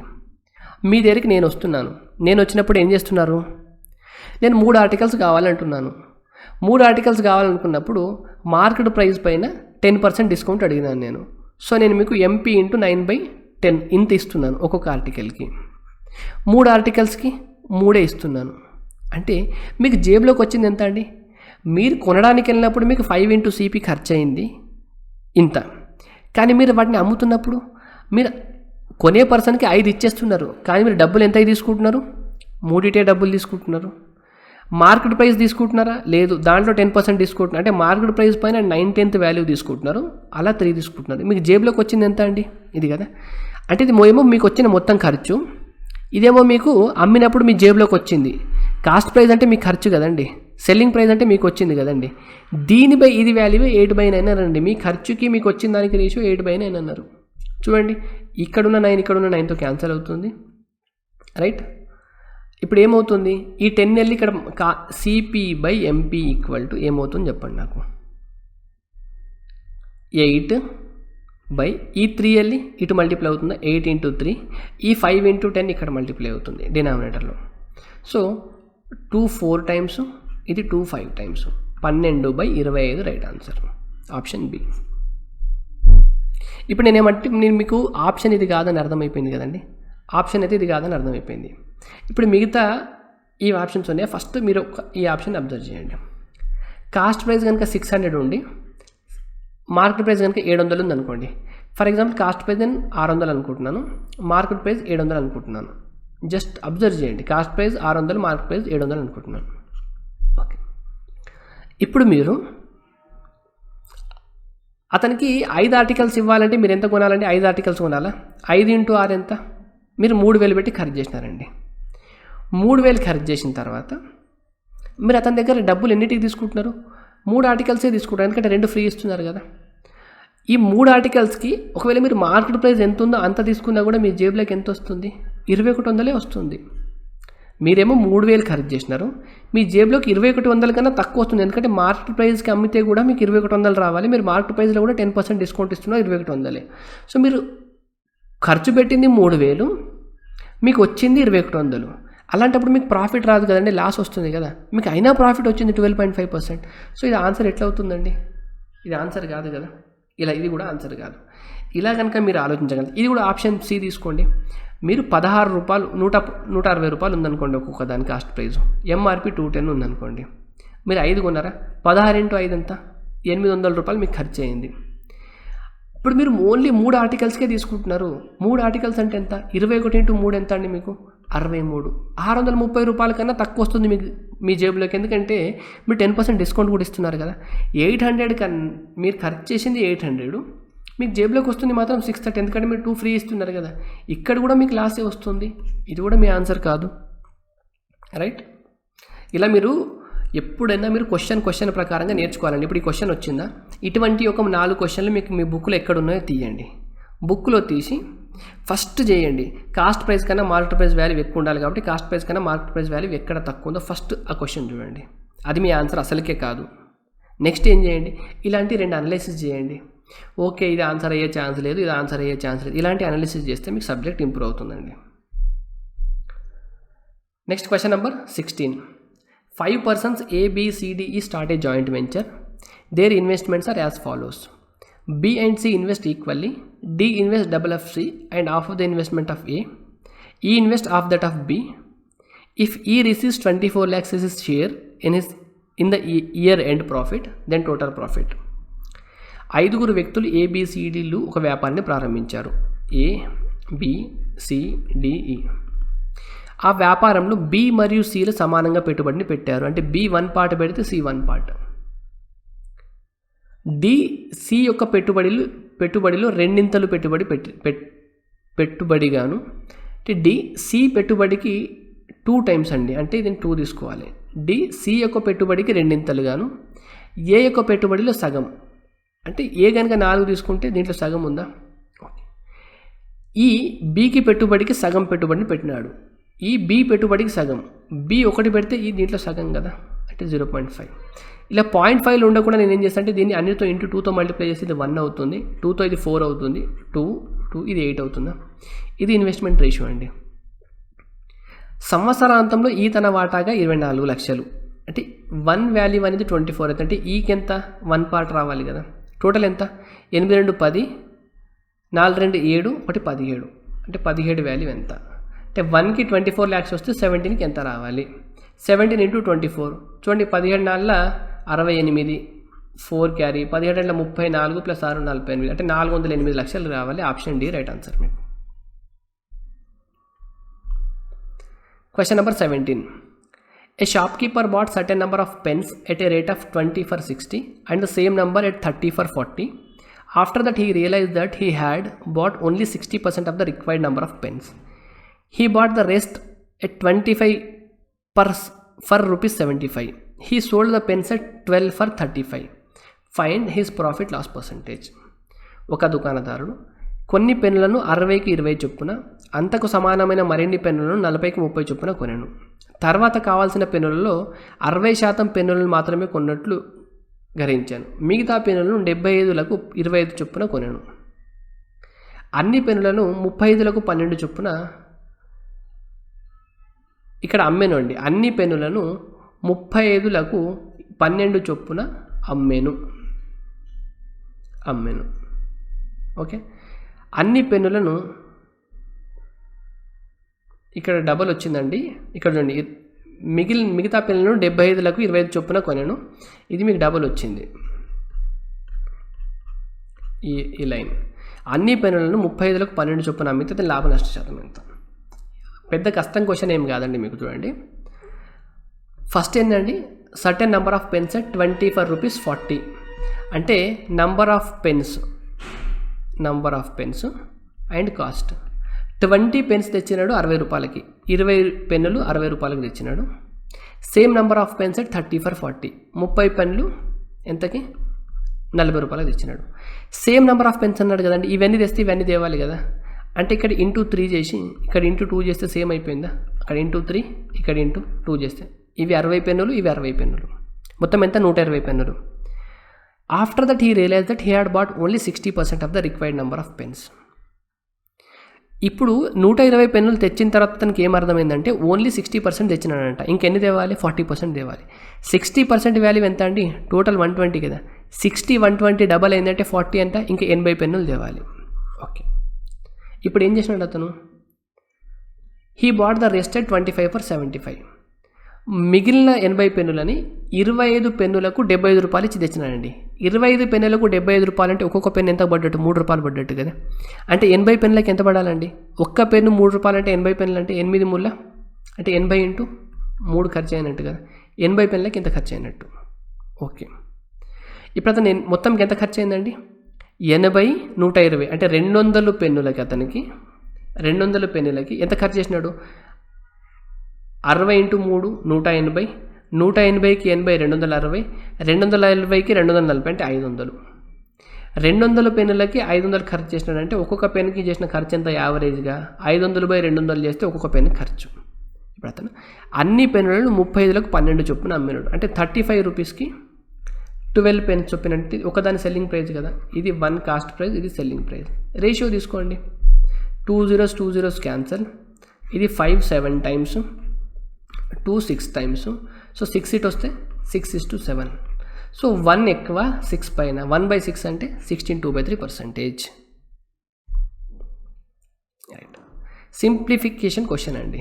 నేను x = 1/√13 మైనస్ ఈ 3ని నేను √9గా రాసుకోవచ్చా అండి? రాసుకోవచ్చు. వై ఈక్వల్ టు 1/√7 మైనస్ √3గా రాసుకోవచ్చా? 1 ఇది ఎంత? z equal to 1 minus √2 into √3 ఎంత అండి? √6 మైనస్ √2గా రాసుకోవచ్చా? రాసుకోవచ్చు. ఈ డిఫరెన్స్ చూడండి, 13 మైనస్ 9 అంటే 4 ఉంది, 7 మైనస్ 3 అంటే 4 ఉంది, 6 మైనస్ 2 అంటే 4 ఉందా? ఇలా డినామినేటర్లో డిఫరెన్స్ ఏమున్నప్పుడు ఈ రెండింటిని యాడ్ చేయండి. 13 ప్లస్ 9 ఎంత? 21. 7 ప్లస్ 3 ఎంత? 10. 6 ప్లస్ 2 ఎంత? 8. సమ్ వాల్యూ ఏది సేమ్ ఉంటుందో ఆ వాల్యూ హైయెస్ట్ ఉంటుంది. ఇక్కడ ఏది హైయెస్ట్ అండి? x greater than y greater than z అన్నట్టు. అంటే x greater than y greater than z. Option C right answer. ఎందుకంటే ఇప్పుడు మీరు సింపుల్గా చూడండి, నేను దీన్ని కనుక √13 ప్లస్ √9/√13 ప్లస్ √9 చేసినాను అనుకోండి. ఇప్పుడు ఏమవుతుంది? a plus b into a minus b అంటే డినామినేటర్ల వాల్యూ మీకు 4 వస్తుంది, న్యూమినేటర్ వాల్యూ 13 ప్లస్ 9 వస్తుంది. సిమిలర్గా దీనికి కూడా చేస్తే న్యూమరేటర్లో √7 ప్లస్ √3 వస్తుంది, డినామినేటర్లో 4 వస్తుంది కదా. దీని డినామినేటర్లో 4 వస్తుంది, న్యూమరేటర్లో √6 ప్లస్ √2 వస్తుంది. డినామినేటర్లో సేమ్ ఉన్నప్పుడు న్యూమరేటర్లో ఏ వాల్యూ హైయెస్ట్ ఉంటే అదే వాల్యూ హైయెస్ట్ కదా. చూడండి, 7 కన్నా ఈ వాల్యూ ఎక్కువ ఉంది అంటే √7 కన్నా √13 వాల్యూ ఎక్కువ, √3 కన్నా √9 వాల్యూ ఎక్కువ, √6 కన్నా √7 వాల్యూ ఎక్కువ, √2 కన్నా √3 అంటే ఈ వాల్యూస్ ఎక్కువ ఉంటాయని అర్థమైంది కదా. సో ఆప్షన్ సి మీకు రైట్ ఆన్సర్. క్వశ్చన్ నెంబర్ 19 అండి. The rate of income tax increases from 15.2 to 20.9%. Due to this, Gaurav had to pay 5.55% more tax than previous year. But simultaneously, income of Gaurav also decreases by 25,560. Find income of Gaurav last year. ఆదాయపు పన్ను 15.2% నుండి 20.9% పెరిగింది. దీని వలన గౌరవ్ క్రితం సారి కన్నా 5.55% ఎక్కువ పన్ను కట్టాల్సి వచ్చింది. వెంటనే గౌరవ్ ఆదాయం కూడా 25,560 తగ్గింది. అయినా క్రితం సంవత్సరం గౌరవ్ ఆదాయం ఎంత? ఇక్కడ వెంటనే కనుక మీకు కానీ అనే టర్మ్ అయితే కరెక్ట్ సూట్ అవుతుందండి. ఇక మీకు ఎగ్జామ్లో కానీ అనే ఉంటుంది, మీరు చూసుకోండి.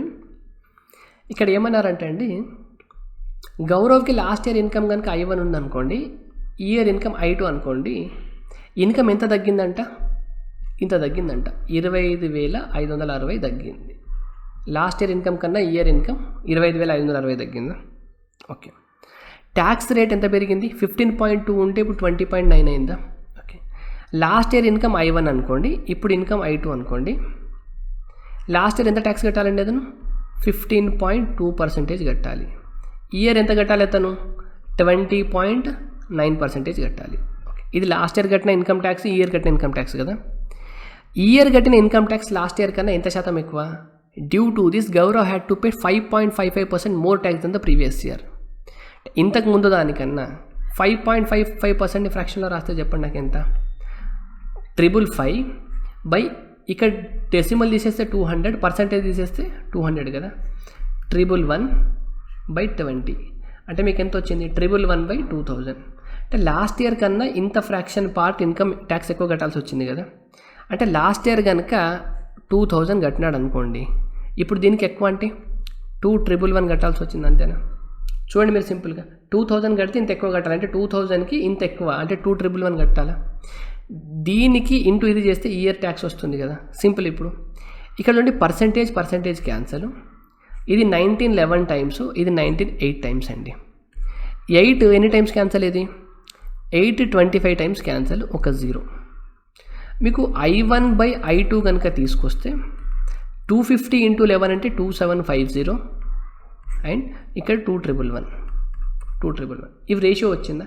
ఈ రెండు డిఫరెన్స్ ఎంత? అది 50 - 11 అంటే 39, 7 - 1 ఎంత? 639. 639 వాల్యూవే మీకు 25,560 అన్నారు డిఫరెన్స్. ఇప్పుడు ఏమడిగినారు? Find the income of Gaurav last year. Last year income ఎంత? 2750 వాల్యూ చెప్పాలి. సాల్వ్ చేస్తే అయిపోతుంది కదా. ఇప్పుడు చూడండి, మీకు ఆన్సర్లో కనుక చూస్తే రైట్, ఇప్పుడు 639 వాల్యూ 25560 అయితే 2750 వాల్యూ ఎంత? ఇక్కడ మీరు చూడండి, మీరు ఆన్సర్ అయితే చేస్తారండి. ఇది మీకు ఎంత అండి? ఇది ఒక ఆడ్ నెంబర్ కదా, ఇది మీకు ఆడ్ నెంబర్. మీకు ఆప్షన్లో ఇది ఎట్లాగో దీన్ని క్యాన్సిల్ చేయదు కదా, దీన్ని క్యాన్సిల్ చేసి మరి దీన్ని క్యాన్సిల్ చేస్తారు కదా. ఇక్కడ ఆల్రెడీ ఒక 0 ఉంది, ఇక్కడ ఆల్రెడీ ఒక 0 ఉంది. మీకు ఆన్సర్లో 2 zeros అయితే రావాలని అర్థమైంది కదా. 2 zeros రావాలంటే ఇది మీ ఆన్సర్ కాదు, అర్థమైందా? ఇది మీ ఆన్సర్ కాదు. ఏది? ఆప్షన్ బి అనేది మీ ఆన్సర్ కాదు, ఎందుకంటే 10 ఉంది. ఇక్కడ ఒక 0, ఇక్కడ ఒక 0 మల్టిప్లై అవుతుంది. ఇది ఆడ్ నెంబర్ కాబట్టి మీకు 0ని క్యాన్సిల్ చేయలేదు. ఆడ్ నెంబర్ కాబట్టి మీకు లాస్ట్ ఎట్లాగో 0 మిగులుతుంది. 0 అంటే మీకు ఆన్సర్లో 2 zeros రావాలి. ఇక్కడ 10 ఉంది, ఇది కూడా మీ ఆన్సర్ కాదు. ఇంకా మీరు అబ్జర్వ్ చేస్తే 275లో మీకు 25 ఉందా? ఇక్కడ 25 ఉంది. అండ్ 56 అనేది మీకు ఒక 4 మల్టిపుల్ కదండి, ఇది ఒక 4 మల్టిపుల్ 56. దీన్ని కనుక వదిలేస్తే 56 అనేది 14 4 56 కదా, ఇది 4 మల్టిపుల్ కదా. ఇక్కడున్న 25 తోటి ఇక్కడున్న ఒక 4 మల్టిప్లై ఇంకొక 2 zeros వస్తుంది. ఈ 2 zerosతో పాటు ఇంకో 2 zeros ఉంటే మీకు ఆన్సర్లో 4 digits ఉండాలి. Option A right answer. మీకు ఆన్సర్లో మీకు 4 zeros రావాలి. అర్థమవుతుందండి? ఆప్షన్ ఏ రైట్ ఆన్సర్ మీకు.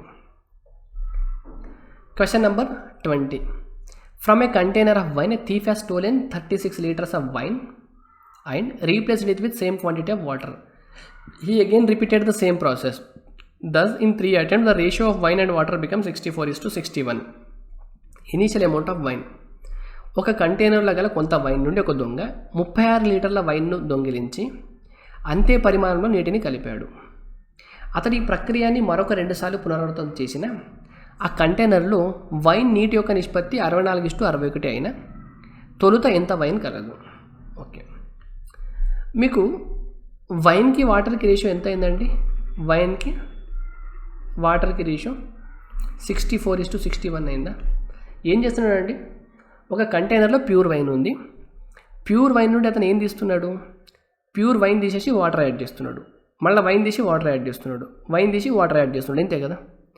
ఎంత తీస్తున్నాడో అంత యాడ్ చేస్తున్నాడు కాబట్టి ఇప్పుడు ఈ టోటల్ అనేది ఇనీషియల్ టోటల్కి ఈక్వల్ కదా. ఇనీషియల్ ప్యూర్ వైన్ ఎంత ఉందో దానికి ఈక్వల్ కదా. సో 64 + 61 ఎంత అండి? 125 కదా. అంటే ఫర్ ఎగ్జాంపుల్ ఇనీషియల్గా 125 parts ఆఫ్ ప్యూర్ వైన్ ఉందనుకోండి. ఇప్పుడు దాంట్లో నుండి అతనికి ఏం జరుగుతుంది? 36 liters ఆఫ్ వైన్ తీసేస్తున్నాడు. ఓకే, 36 liters అంటే మీకు P/Q పార్ట్స్ అనుకోండి, ఎంతో పర్సెంట్ తీసేస్తున్నాడు. ఎంతో పర్సెంట్ తీసేసిన తర్వాత అతనికి లాస్ట్లో వైన్ ఎంత మిగులుతుంది? 64 మిగులుతుందా? 125 64 అవ్వాలంటే ఇక్కడ ఏం అవ్వాలి చెప్పండి నాకు ఒకసారి. ఇక్కడ 4 × 4 × 4 అంటే 64 అవుతుంది. సారీ, న్యూమరేటర్లో 4 × 4 × 4 అవ్వాలి. జస్ట్ ఇక్కడ 4 × 4 × 4 అయ్యి ఇక్కడ 5 × 5 × 5 ఉందనుకోండి. 5 5 5 క్యాన్సిల్ అయిపోయి 4 4 4 మిగిలి 64 అవుతుందా? దీని మీనింగ్ ఇక్కడ 4/5 అవుతుందంటే 4/5 అంటే పర్సెంటేజ్లు ఎంత చెప్పండి? 80% కదా. 125 ఉన్నది 80% అయ్యింది. ఒకసారి రిపీట్ చేసిన తర్వాత 80% అయ్యిందంటే 20% తీసేసినట్టు కదండి. 20% తీసేస్తే 80% మిగులుతుంది కదా. 80% అంటే ఫ్రాక్షన్లో 4/5 కదా. అంటే మీకు ఇనిషియల్గా 125 parts ఉంటే 20% తీసేస్తున్నారు అనుకోండి 3 సార్లు. 20% 20% 20% అంటే 80 80 80 అవుతుంది. ఇప్పుడు 125 ఉన్నది 64 అవుతుందా? ఇక్కడ మీకు ఏం అర్థమైంది? అతను మిక్స్చర్లో నుండి 20% బయటకు తీస్తున్నాడని అర్థమైంది. క్వశ్చన్లు ఎంత ఇచ్చినారు? 36 లీటర్లు తీస్తున్నారన్నాడు. 20% వాల్యూవే మీకు 36 అయితే 100% వాల్యూ ఎంత? 5 times అయింది కాబట్టి 5 times అంటే 180 మీకు రైట్ ఆన్సర్. Option B. ఇదండి మీకు పార్ట్ 1. పార్ట్ 1లో 20 questions వరకు కవర్ అయినాయి. రిమైనింగ్ మీకు పార్ట్ 2లో కవర్ అవుతుంది. ఓకే.